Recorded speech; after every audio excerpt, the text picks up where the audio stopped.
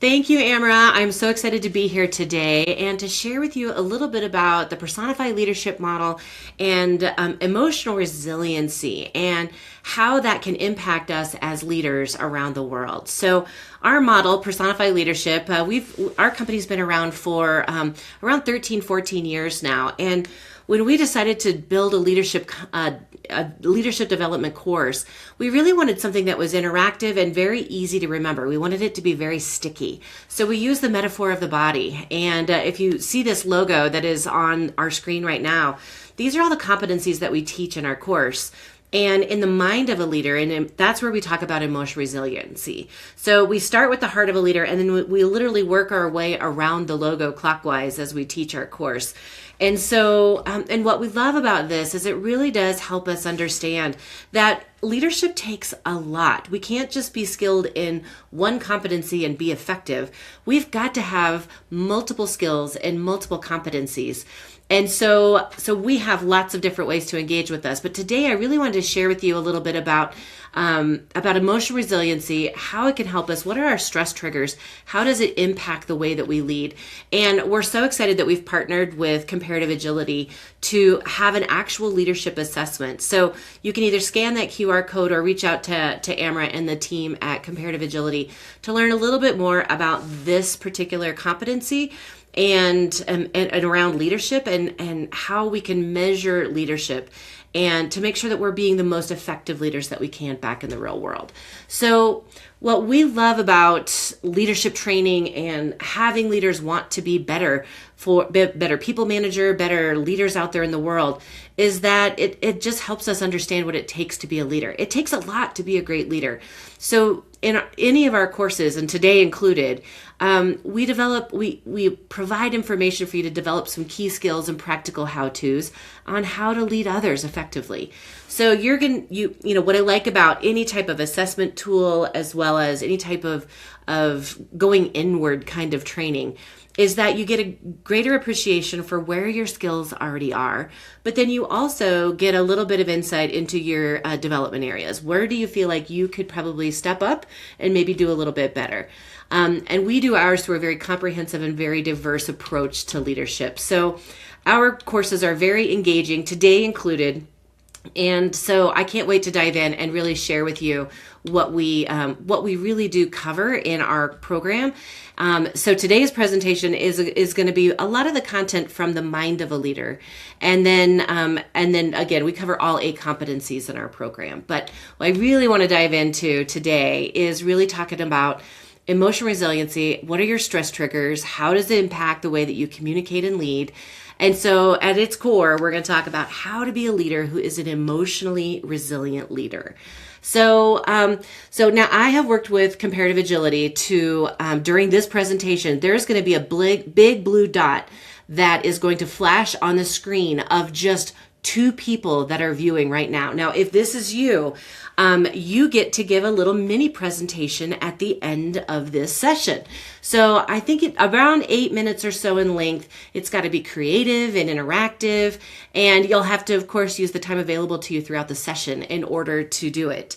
And so to build out your little presentation. So anyway, so if this blue dot magically flashes on your screen, then you're going to be the one that has to give this little mini presentation. Okay, Amra, are you ready? 1, 2, 3. Okay, was it you? Who was it?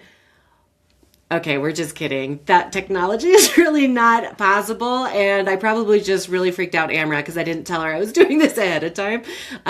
Okay, so what just happened though was, I'm going to guess, a little bit of a mini stressor that might have just had you, the viewer, go, oh, what? Wait, what? I have to present? I'm not camera ready. I'm not all this, like all of a sudden you probably got a little bit of an emotional hijack, right? So I'm a little curious. If you look at this grid here, how many of you thought we're over here on this anxious side of the of this Likert scale, I guess, if you will?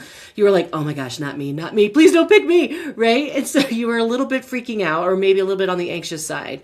Versus how many of you might have been just a tiny bit excited, like, ooh, okay, that actually sounds kind of cool. I would love the opportunity to present in front of my peers here at this conference. And then, of course, when the blue dot did not appear on your screen, how many of you were like, whew, oh my gosh, thank God, it was not me. You were over here on this relieved side. Versus, was there anybody here that might have been slightly disappointed that no blue dot appeared on your screen? All right, so now what you just experienced, this blue dot happens to us on a daily basis back in the real world. So if you think about that, what could that blue dot represent back in the real world? It could be like all of a sudden a project that gets handed to you or lands on your plate. Or it could be maybe you just got a promotion in your organization. Or it could be maybe in your personal life, maybe you got handed something that was not so great. Maybe it was a health diagnosis, or maybe you just moved. Like moving is stressful. So all these blue dot scenarios that I'm describing right now, a lot of what those can start out with a little bit of stress and uncertainty, but they can also end up turning out to be some of the most amazing things that happen in our lives. So if you're watching this and you started lower in the organization and now you're in a management position or a leadership position, think about when you first started that week one of that new position. Probably started out with a little bit of stress, a little bit of anxiety, probably some excitement too around new roles, new responsibilities. And often those things can often turn out to be the best things that ever happened to us, but it doesn't mean it doesn't come without some stress. So my definition or our definition of emotional resiliency is the ability to adapt to stressful relationships and situations in the workplace. So when you read that or see that on your screen, would you agree that that is the definition of emotional resiliency? So think about that for a second. The ability to adapt to stressful relationships and situations in the workplace. Now, honestly, I could probably back up this definition all the way to the first 4 words. The ability to adapt. And really, that's what resiliency is. Emotional resiliency, physical resiliency, like anything that happens. The ability to be able to be agile, to be able to turn on a dime, to like when something gets thrown at us, how do we respond? And so what we want to do is introduce to you a model that we think is really helpful for us to think about when it comes to resiliency. We call it the stress curve. And so there's a lot of research that has come out about stress, what it is, how it impacts the way that we lead. And so what I like about this model is we've got our performance over here on the left axis, and then our stress level is there at the bottom axis. You can see our performance changes based on the kind of stress that we have.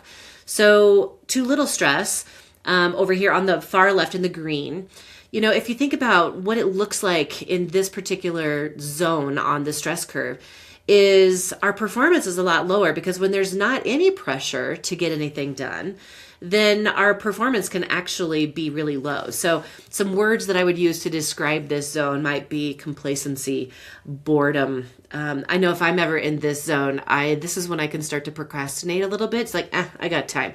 I'll do it later. And then later hits. I'm like, oh my gosh, why didn't I use that time when I had it? Because then later it gets a little bit busier and maybe I'm in a different stress level place because time is maybe not my friend or not on my side. So then if you move over into that yellow zone, into optimal stress. Now, I'm also going to make an argument that the right amount of stress is actually good for you. It's actually good for performance. So in optimal stress, this is where it actually feels good, where you've got the right amount of time to get things done. If you're a list checker and the list maker, this is like you're checking things off your list. It feels really good. You're in the groove, feels productive, efficient, effective. This is where work is really fun.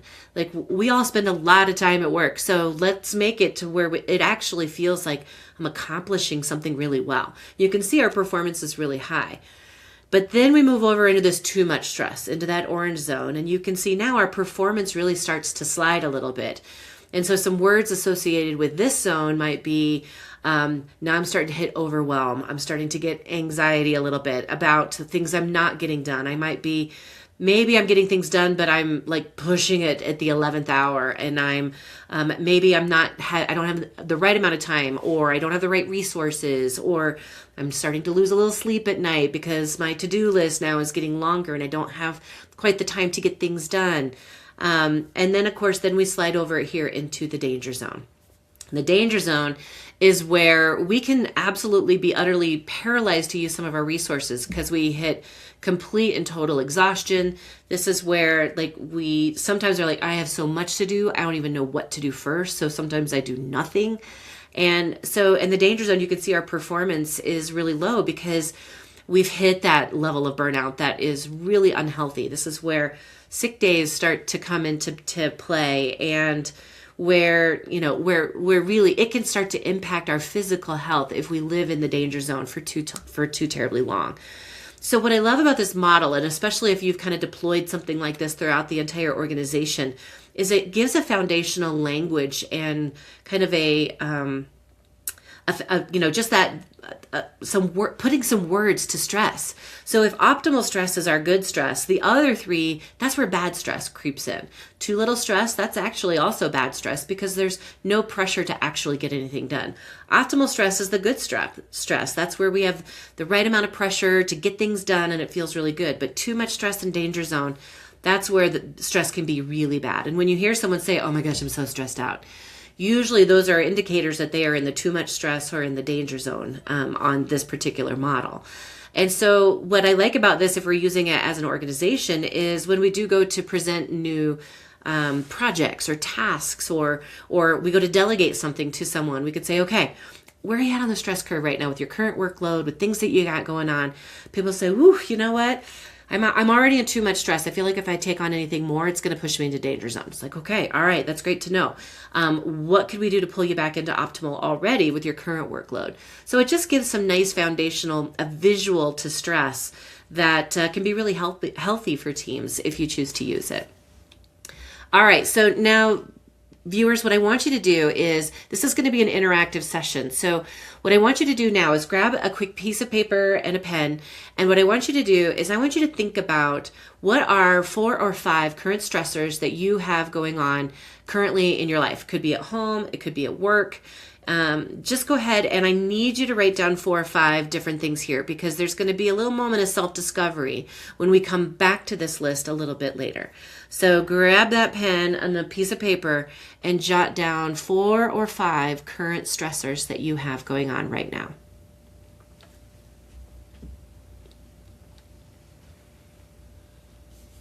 And then remember, it's important you write something down because we are going to come back to this list. So take just a minute to write something down here.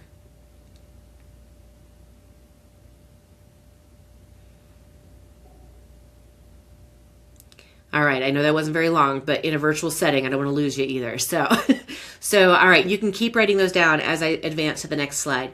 But it's so important for us to really reflect and take a little time to kind of calculate what are those things that are occupying my headspace. And in a minute, when we come back to this list, we're going to teach you something about what you're stressing over and what is your mind naturally gravitate towards. So again, keep writing them down if you haven't populated a list yet, because you will learn a lot about yourself here in just a moment. All right, so what we're going to cover in the next few minutes is I'm going to give you 3 skills to manage stress. The first is a little bit of self-awareness. I want you to be a little reflective. What is your biofeedback and what are your behaviors that come out when you are stressed? Then the next, we're going to bring in this concept of internal locus of control. What does your mind naturally gravitate to? Do you focus on things that you can do something about, or do you give a lot of energy and whatnot away by focusing on things that are outside of your control? And then the final skill is around the value of connection, and do you have a good support system in place? So let's focus on that first one.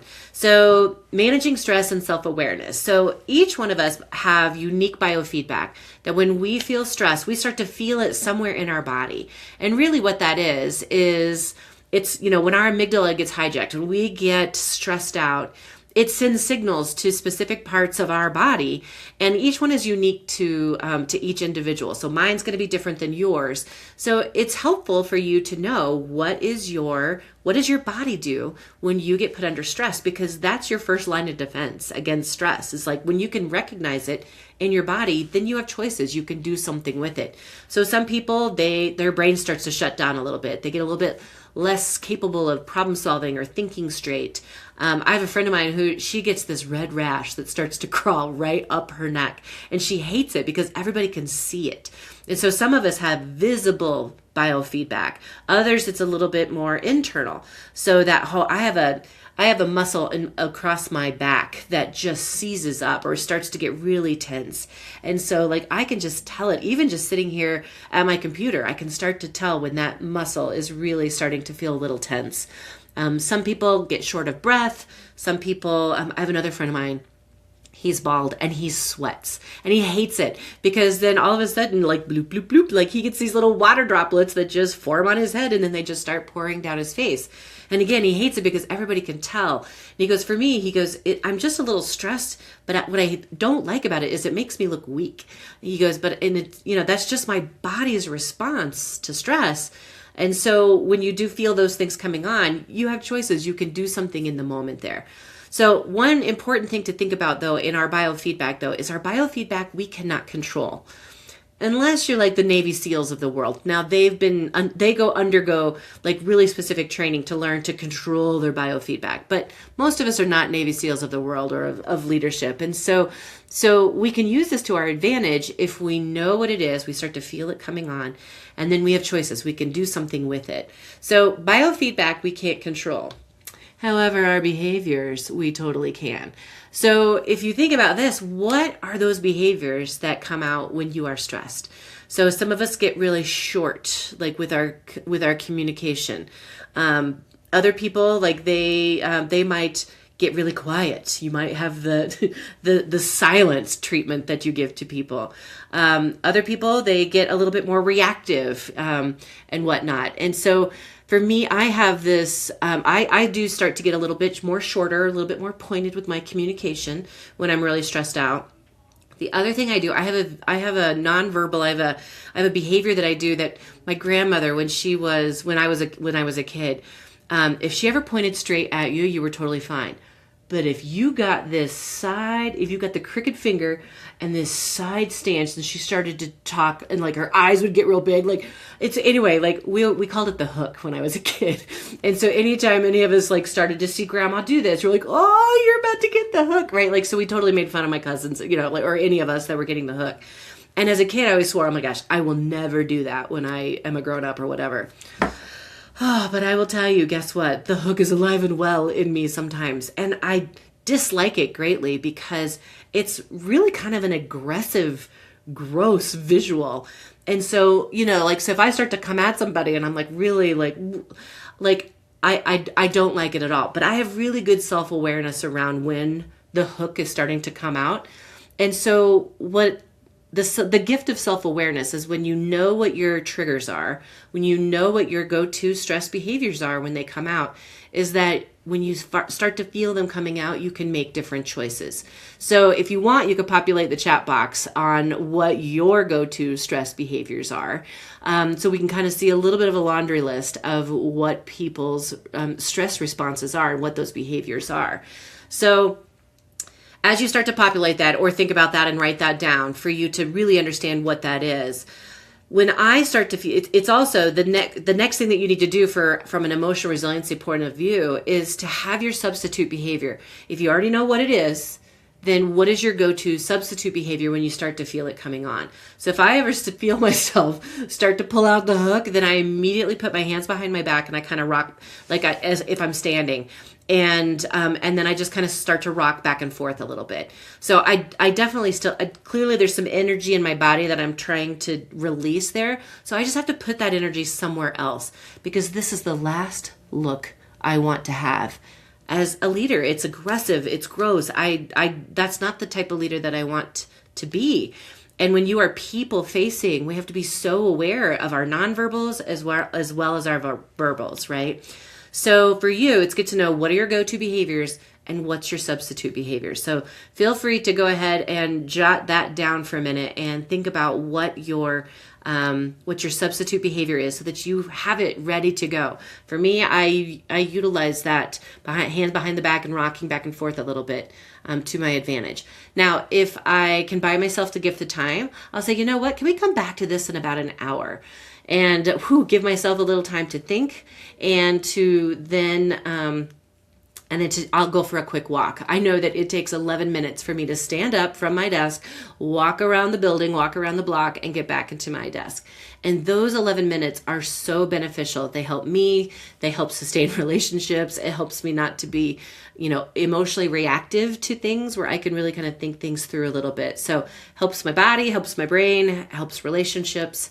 So for you as a leader, it's really good for you to understand what's your biofeedback, what are your go-to behaviors, and what are your substitutes that you're going to have at the ready to go. All right, the next skill that we're going to talk about is internal locus of control. And so I've got this model up here on the screen where it says authority, influence, and no control. So it's kind of like a bullseye. And if you, the leader, are standing there in the center, what I'm going to do next is I'm going to present a couple of scenarios. And I want you to really think through, is that something that I have authority over, influence over, or no control over?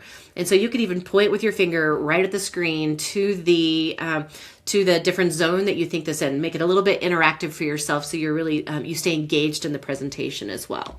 So now when we do this live and in person, I have this amazing big 16-foot, almost 3-meter tarp that we use where I've got that same bullseye. And what I love about this is when we do this live and in person is when you get to make a choice and you vote with your feet, if you will, it feels a little different. This is one of the things that differentiates our leadership program from others, is that we do this experiential component of all of our modules, to where there's some sort of activity that really surfaces the behaviors that we're teaching skills in. And it imprints on your brain differently when you are engaged in your learning. And so with this one, what I like to do is I'll present some scenarios like I'm going to do today. And then you place yourself in that scenario. You really do vote with your feet, or in this case, you're going to vote with your finger on the screen. Is that something that I have authority over, influence over, or no control over? And so as I start to think about that, how does that impact my stress level? How does that impact the way that I show up? And what is my mind naturally doing when it comes to this? So question number 1 then is, as a leader, do you have authority, influence, or no control over a customer calling and asking something that might be outside of your company policy? So do you have authority, influence, or no control over that request, over a client calling and making a request? All right, so in theory, you just made your choice, whether it's authority, influence, or no control. Now, when I'm doing this live and in person, I will just pick somebody from each one of the 3 zones to kind of hear, why did they place themselves in that particular zone? So often if somebody's in authority on this one, they will say, well, I have authority over how over the policy itself, or I made the policies, or maybe I have a relationship with this client, so I have authority over how I respond to it. And then other people might put themselves in no control. The way that they interpreted the question was, I have no control over what my clients are going to call up and ask for. And I'm like, okay. And there's no right or wrong answer. But what I like about this is it's starting to get you to really think about over the different topics. Is that something that I have authority over, influence over, or no control over? Okay, so sit with that for a moment. Now I'm going to stay on the same topic, but I'm going to change the way that I word the question just a little bit. Okay, so question number 2, same topic. As a leader, do you have authority, influence, or no control over how you respond to that customer request that's outside of policy? All right, now in theory, all of you just put authority. Now, I have had people be in the other zones as well, but in theory, you have authority over your response. Now, one that I challenge on that is if you work for a call center or anything like that, and you literally have a screen that you're reading from, and it says, when customer says this, say this. So in that regard, you're right. You would have no control over your response. You are likely reading, and it's a scripted response, and that's perfectly okay. Some of you might have placed yourself in influence there because you're like, yes, I can control my words, but I can maybe influence the conversation a little bit based on how I respond. So So this question number 2 focuses on your response. Okay. Now I have one more question on this particular topic still. So question number 3 is, as a leader, do you have authority, influence, or no control over future customer requests that's outside of policy? Go ahead and place yourself there. Point to which one it is on the screen. All right. So if you put yourself in authority, it could be for the very same reasons that you did on the first one. Same for influence and same for no control. So the skill that I want to teach here in this with this particular model is that if we go back to the first question, if I think about customer requests that's outside of policy, in theory, I have no control over what people are going to call up and ask, of our company, of what we can do and things like that. I have no control over somebody else's questions. But what I do have authority over or control over is my response to whatever situations, the blue dots that may pop up, right? And in theory, based on how I respond, it could influence what happens in the future. So this right here is, the whole topic or skill of locus of control is starting to look at what is it that I truly do have authority over. And what I do have authority over is my response. All right, let's go ahead and let's look at this from a different perspective or a new topic. So first question on this one. As a leader, do you have authority, influence, or no control over team members who cannot get along? Okay, so place yourself on the graph for that one. All right, for me, I personally would probably place myself in the influence or no control, maybe even one foot in each camp, which if you feel like you're in both, I love it when that happens because you're like, okay, say more about that. What places you in one foot in influence and one foot in no control?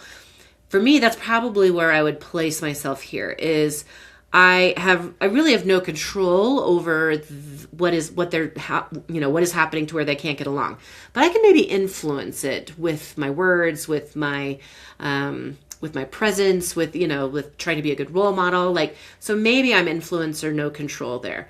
I've had some people place themselves in authority on this one too. It's like, no, they're my team members. I can control how they interact with one another. Okay. So that's question number 1. Question number 2, as a leader, do you have authority, influence, or no control over how you respond to your team members who cannot get along? All right, for that one, I would place myself dead center in authority. I definitely have control or authority over my responses, right, to those team members who cannot get along. All right, and question number 3, as a leader, do I have authority, influence, or no control over future instances of team members who cannot get along? All right, I actually might place myself back in the 1 foot in influence, 1 foot in no control for the same reasons I did at the very beginning. I really can't control what they say and do, but I can influence, what my expectations are as a leader and then role modeling how I get along with others, even if we have disagreements and things like that. So that's kind of where I would place myself. All right. Now this little mini experiential activity is a little bit of a experiment, if you will, a little bit of a way for me to surface the behaviors of authority, influence, and no control. And what does your mind do? Because now what the point of this is that there's always going to be things that we have no control over. Those blue dots that pop up in our lives but we always have control over the things of how we respond to those things in our environment. And what I like about that is that we always have a voice, which helps influence our future events or the future things that happen in our teams, in our lives, the organization, and even back in our personal lives as well. So now if we take this and we go back to that list of stressors that you identified a little bit ago, I now want you to look at those and I want you to now categorize those. Of those 4 or 5 things that you wrote down, do you have authority, influence, or no control over those things?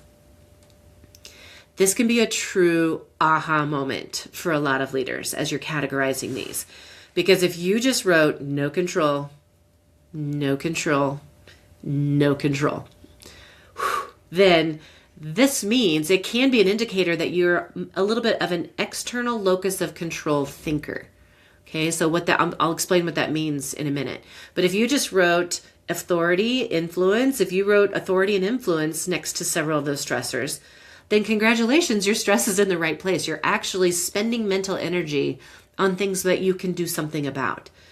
But if you wrote no control, no control, no control, this is where sometimes we can allow ourselves to spiral a little bit, and we give a lot of our mental energy away over things that we can have no control over. All right, so here's kind of what this looks like theoretically, is that from an internal versus external locus of control.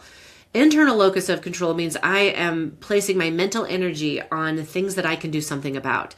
The things that maybe are keeping me up at night are things that I have authority and influence over. I can either use my voice, I can influence the outcome, I can make a decision. Like, I have true authority over the outcome of whatever it is. External locus of control is where we're giving a lot of our mental energy and spinning our wheels, if you will, on things that we can do nothing about. And so this is kind of what it looks like theoretically. This is what it looks like a little bit more concretely. So what is out of my control? The past. I cannot control anything that happened yesterday. I cannot control the future. I cannot control anything that happens tomorrow. I can influence it and I can, do my part, but I can't control what happens. The actions or emotions of others. This is one that I intentionally use team members who cannot get along as one of my topics in that little mini experiential exercise we did, because at the end of the day, I can't control the actions and emotions of others. I can try to influence them, but I can't control them. I have a sibling in my life that's a little challenging for me, and I really have to use strong emotional resiliency skills whenever I have an interaction with them. And so I have just really, I have to come to terms with the fact I cannot control his actions, his emotions, what he does, what he says, what he thinks, like any of that. I cannot control that. And the more that I can wrap my head around that and actually like give my energy back to myself, like, okay, what do I give my energy to? If I start to find myself really spiraling and concentrating on that a little bit too much, it's like, you know what? Take your energy back. What is in your locus of control is your boundaries, your thoughts and actions, the goals you set, what you give your energy to, how you speak to yourself about yourself. That one is really important. And how you handle challenges. And that takes skill, that takes practice, because depending on how like conflict or whatever was modeled for you when you were growing up, sometimes we can model that same thing that we see, just like as my grandma Mac Hook, I always swore I'd never do it. It's not different from how we handle emotional resiliency as well. I had really great examples in my parents of handling emotional resiliency. And I also have worked for amazing leaders that demonstrated this skill really well. So I've had great role models. If you haven't had great role models in this, it can be a little bit more challenging to know, how do I do it effectively? So I love this model. I think it's one that is just really helpful to kind of wrap your head around, where am I giving my energy? And what do I do with it? Now, I will say, if you wrote down some big things on your list of stressors, like I have a friend of mine who was just given a terminal brain cancer diagnosis. So I will tell you, we're going to stress about that, right? So, however, if I choose to, if I go back one slide, if I choose to give my energy away, like, oh my gosh, George has brain cancer and he's going to die. If I just let myself spiral to that all the time, that's going to be really unhealthy. For me, for my emotional state, for them, for my support as if being a supportive friend, versus, okay, this is awful, absolutely awful what happened. What can I do?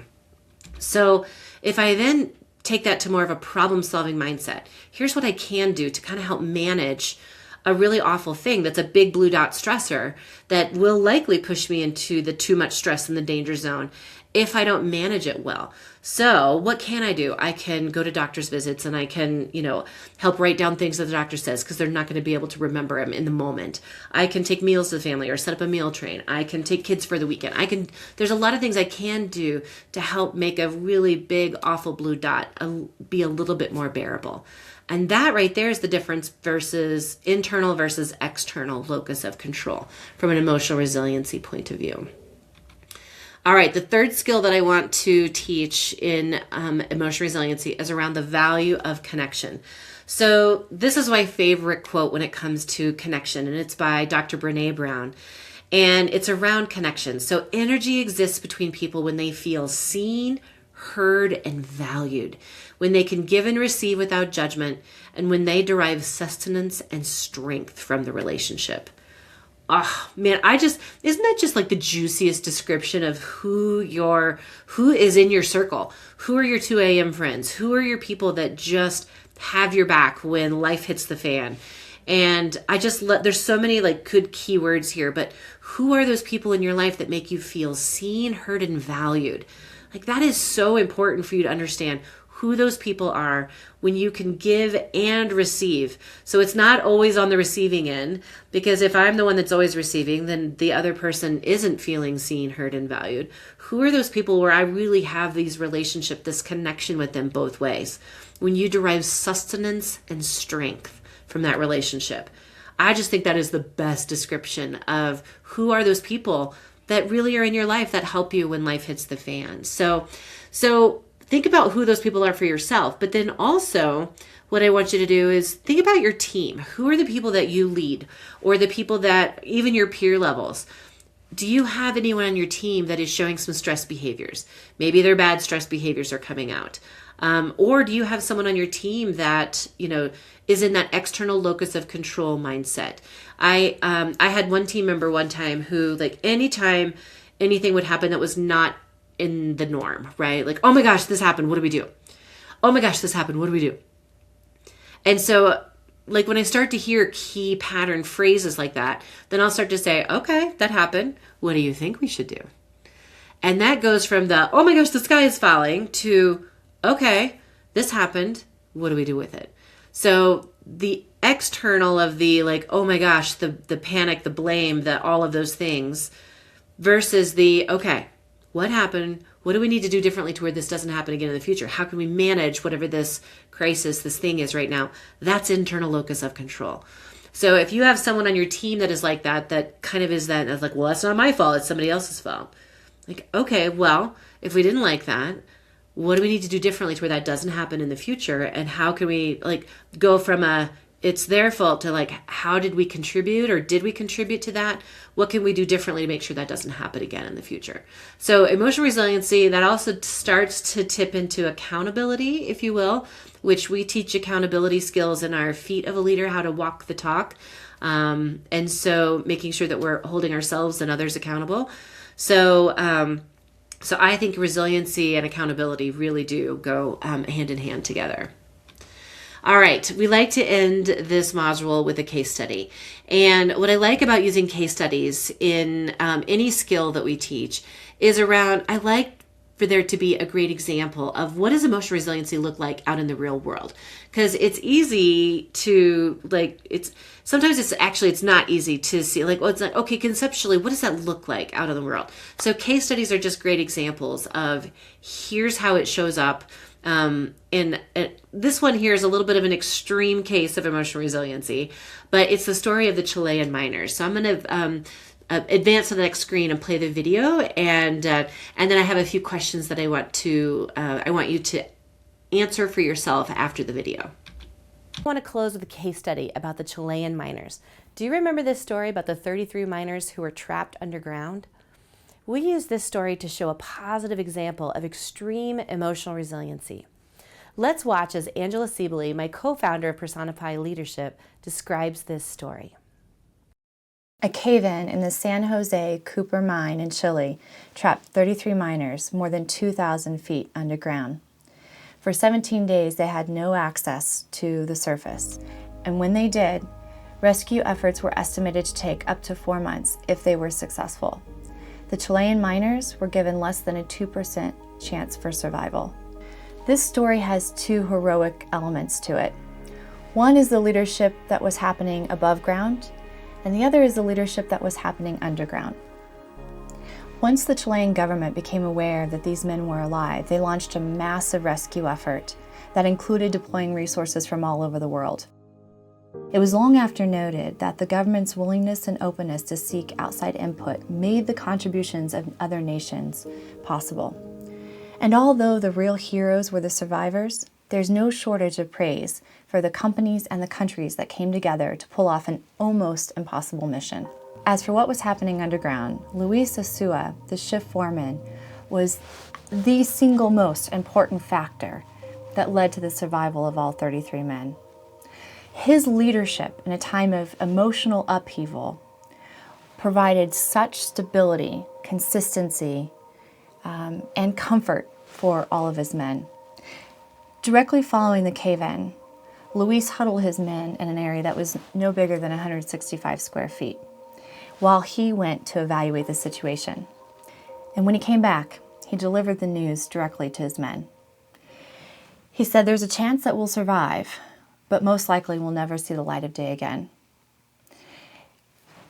A miner who was interviewed after the rescue said, "We had a boss who said to us every day, we must be strong. If they find us, they find us. If not, not." The miners had a 48-hour emergency supply of food. Luis made an important decision right then and there. He rationed the food amounts to 1 bottle cap size full of food per miner per day. As a result of doing that, the miners survived, and there was actually food left over when they were discovered from the surface 17 days later. And at that point, obviously, we're able to get food sent down to them. Luis also did something else really important. He created very specific work areas, sleep areas, and sanitary facilities. He used the light from the work truck to simulate 12-hour days. He made sure that every single man had a job, and each job was related to their survival. No one was ever left alone. These men functioned like a family, and no one thought about turning on each other. After the rescue, Luis said the key factor to the men's survival was that they all had a voice. They used a democratic process to make decisions, and 17 votes had to be casted before any decision was made. But most decisions were unanimous. After 69 grueling and emotionally exhausting days, all 33 men ascended to surface and see the light of day against all odds. Isn't that such a great story? I love using this example. I know it's a really extreme example of emotional resiliency, but what I like about using it is it helps us see how if you stay focused on the things that are within your control, then it just helps your mindset and all of that. So I've got a couple of questions that I want you to think through here for a second. So they're here on the screen. Robert Sutton, a professor of management science from Stanford, he studied that story of the 33 Chilean miners. And he said when people are under stress, leaders can assist by providing enough predictability and control over the little things in their environment to make life more bearable. So if you think about that, how did Luis then provide predictability and control over the little things while the miners were underground? What did he do? You know, like if you think about the light from the work truck, like we had night and we had day, and everybody had a job. To where like if there is predictability and consistency over those little things in your day to day, it really can help. Is when everything is chaotic all the time, then that's where we can get to that external locus of control mindset, and we can kind of push ourselves into the too much stress and into the danger zone. All right, so that's one question to think about. The next one is this.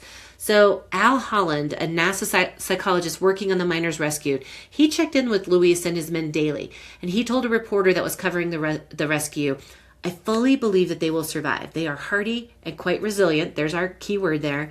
"They have shown every sign that they can organize themselves. They are masters of their own fate." So think about that from a resiliency point of view. How did the miners demonstrate that they were resilient and masters of their own fate?